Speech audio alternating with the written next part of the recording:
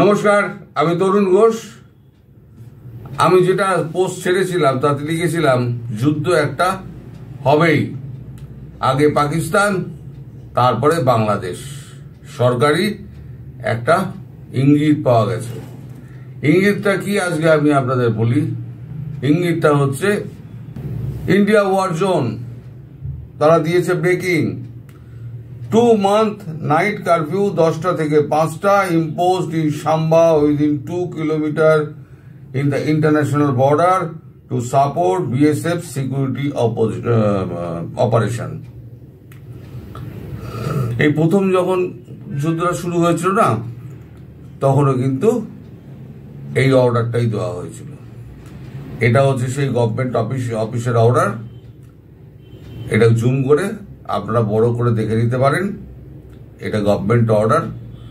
তার মানে আজকে থেকে 10টা থেকে 5টা অবধি সমস্ত সাম্বা সেক্টর অন্ধকার থাকবে। কারফিউ জারি করা হচ্ছে এবং লাইট সমস্ত অফ থাকবে, সমস্ত অন্ধকার করে রেখে দেওয়া হবে। তার মানে ইঙ্গিতটা হচ্ছে এবারে যুদ্ধটা লাগবে।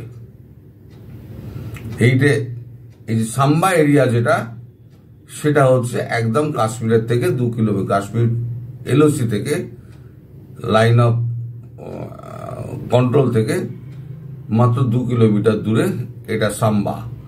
এইখানেই কিন্তু পজটা হয়েছিল।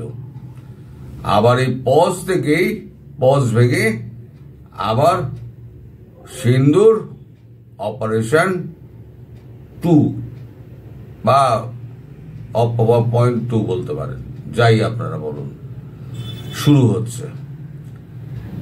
এই সিন্দুর 0.2 যেটা শুরু হচ্ছে সেটা কিন্তু এমনি হচ্ছে না। এর আগে কিন্তু ভারত বলেছিল অ্যাক্ট অফ ওয়ার ঘোষণা করা আছে।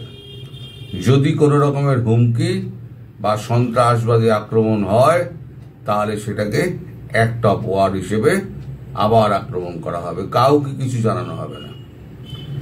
ভারতবর্ষের অ্যাক্ট অফ ওয়ার ঘোষণা করা আছে।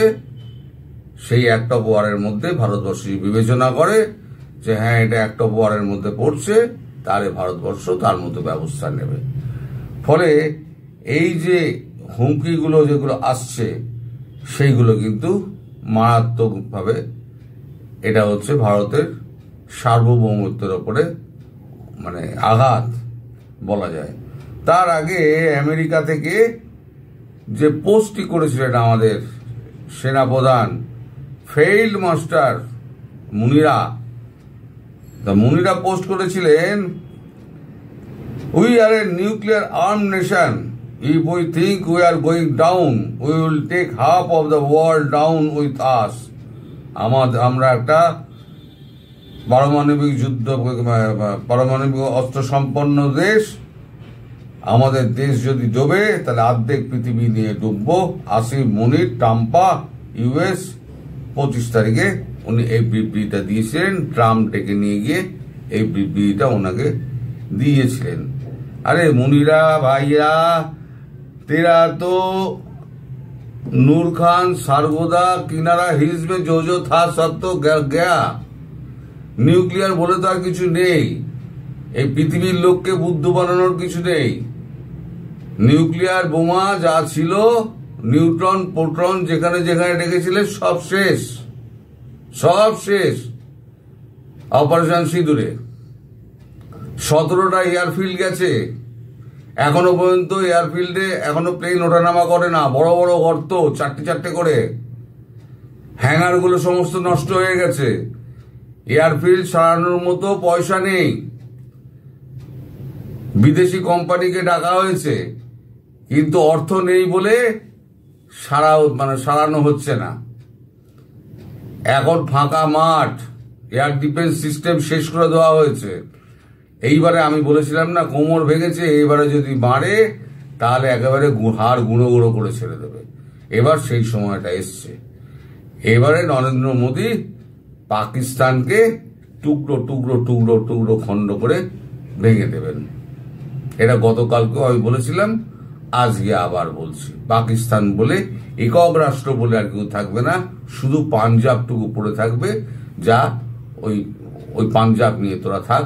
বালুচিস্তান তো আলাদা প্রায় হয়েই গেছে, ওরা নিজেরা স্বাধীনতা ঘোষণা করে দিয়েছে বালুচিস্তান। আর সেই বালুচিস্তানের দেখিয়ে আপনার লোভ দেখিয়ে ট্রাম্পকে বোকা বানিয়েছে মুনিরাও খেলছে, ট্রাম্পও খেলছে, দুজনেই খেলছে। এখন দেখা যাক বুদ্ধটা কে বনে, ট্রাম্প বলে বনেন না মুনিরা বলে। পাকিস্তান তো একবার তো চীনের কোলে গিয়ে উঠছে, একবার আমেরিকার কোলে গিয়ে উঠছে। এখন চীন তো খাপ্পা, $26 বিলিয়ন তোমার দেশে ডুবেছে, তারপরে তুমি আমেরিকার কোলে গিয়ে বসেছো, একদিন ধরে খাইয়ে পড়িয়ে মানুষ করেছে, সে তোমায় ছেড়ে দেবে? সে তোমায় ছেড়ে দেবে না, সেও ভেতরে ভেতরে প্ল্যান আটছে। সব প্রাচীন দেশ, তারা একটু দেরিতে জাগে মানে কি, দেরিতে অ্যাকশন নেয়। যে আগের সরকারের যে বিদেশ মন্ত্রী ছিল বিলাবল ভুট্টো, তো বিলাবল একটা হুমকি দিয়েছে সবাইকে, सरदार को खुश करना पड़ेगा ना, अभी सरदार तो है मुनीरा, सरदार को खुश करना पड़ेगा। তো सरदार को खुश करने के लिए কাল একটা বিবৃতি দিয়েছিল আমার প্রধানমন্ত্রী পাকিস্তানের শাহবাজ শরীফ, সেই একই বিবৃতি দিয়েছে আবার বিলাবল ভুট্টো। তিনি বলেছেন এবার সিন্ধু ইস্যুকে ভারতকে যুদ্ধের হুমকি বিলাবলের, ভারত যদি সিন্ধু নদীর পানি চুক্তি অব্যাহতভাবে বন্ধ রাখে তাহলে যুদ্ধে যাওয়া ছাড়া পাকিস্তানের সামনে কোনো বিকল্প থাকবে না বলে হুঁশিয়ারি দিয়েছেন পাকিস্তানের সাবেক পররাষ্ট্রমন্ত্রী ও পাকিস্তান পিপলস পার্টির চেয়ারম্যান বিলাবল ভুট্টো জরদারি। अबे बिलावल भुट्टो बन गया है तो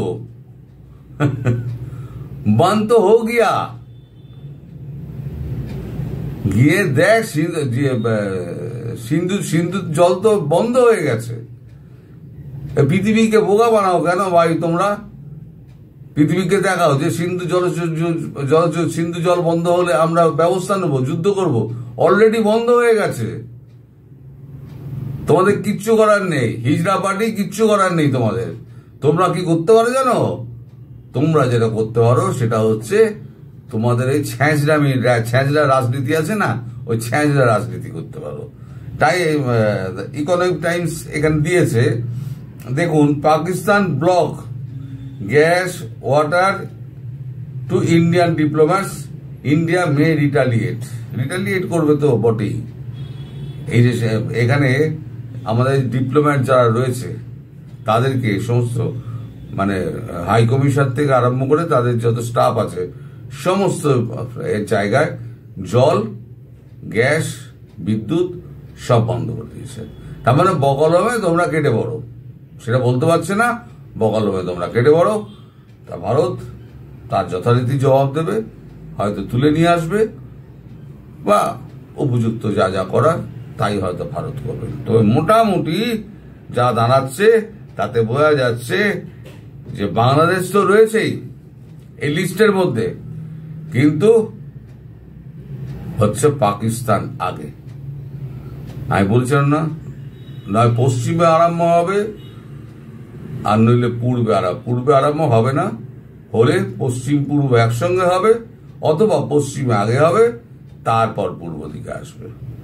কারণ পূর্ব দিক তো হবেই, কারণ পূর্ব দিকে একটা ঘটনা ঘটছে, আমাদের ইন্টেলিজেন্সের কাছে খবর এসছে, সেটা হচ্ছে হামাসের মতো একটা প্ল্যান করছে।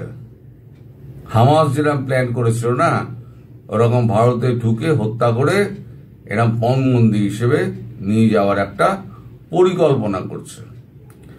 সেই পরিকল্পনায় বাদ সেধেছে সেনা এবং ডিজিএফআই। কারণ এই বাংলাদেশের মধ্যে যদি একমাত্র বুদ্ধিমান কোন রকম অর্গানাইজেশন থাকে তাহলে সেটা হচ্ছে সেনাবাহিনী, যাদের বিন্দুমাত্র বুদ্ধি টুদ্ধি আছে, তারা এটাতে বাদ সেধেছে বলে এনসিপি এখন ডিজিএফআই কে ধ্বংস করে দেবে, কেউ কেউ বলছে আবার সেনা মানে ব্যারাকের এর থেকে ক্যান্টনমেন্টের ইট খুলে নিয়ে আসবে। তোদের বসালো কে? বসালো হচ্ছে এই সেনাবাহিনী। সেনাবাহিনী সেদিনকে যদি হাত গুটিয়ে না বসে থাকতো, তাহলে পরে তোদের এই আন্দোলন সফল হতো, মেরে তক্তা বানিয়ে দিতে। আর শেখ হাসিনা যদি একদিন আগে যদি জানতে পারতেন, আর যদি ছাত্রলীগ যুবলীগকে যদি বলতেন এসো তোমরা মাঠে নেমে এসো, 10 লক্ষ 15 লক্ষ একবার ছাত্রলীগ যুবলীগ একবারে মাঠে নেবে আর তোমাদের কেটে কুচিয়ে ভাসিয়ে দিত পদ্মা যমুনার জলে। যারা তোমাদের ক্ষমতায় বসালো তাদেরকেই চোখ রাঙাচ্ছ। তারা কি বসে থাকবে? তারা বসে থাকবে না। তারা ভেতরে ভেতরে ওইরকম মেটিকুলাস ডিজাইন করছে তোমাদের মতো। তোমাদের বদিবে যে ওই ডিজিএফআই এ বাড়িতে সে এটা মাথায় রেখো। বাকি যেটুকু থাকবে সেটুকু তো ভারত করে দেবে।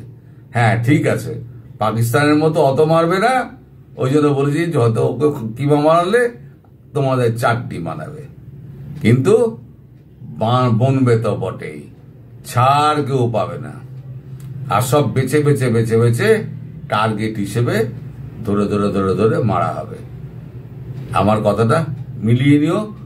সবাই ভালো থাকবেন, সুস্থ থাকবেন এবং সাবধানে থাকবেন। নমস্কার।